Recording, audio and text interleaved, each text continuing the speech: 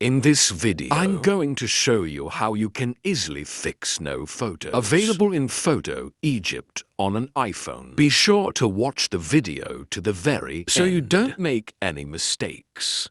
Let's get started, guys. And if Photo Widget on your home screen says, like, no photos available, it actually means that by default, the Photo Widget shows a randomized photos from a certain album. And if it says no photos available, it means that there are simply no photos in that album. We can easily check if the long press Add Our Widget and then select Add Widget. Add your widget here. As you can see now, Test Album is selected. And if we go to Photos app and then to Albums, we can see that test album that I recently created contains 0 items, and the way to fix it is to add photos to that album or change album here.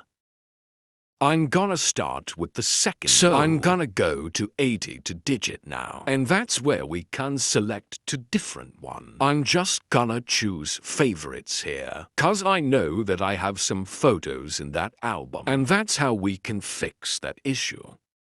And also we can go to photos, then to test album. And now we need to add some photos here. I'm just gonna add some random images here just to demonstrate you how it works. Now this album contains 5 photos, and then if we go back to our widget, now we can select Test Album, and it will show us random photo from that album here. Basically, guys, save this video. Don't forget to hit the like button.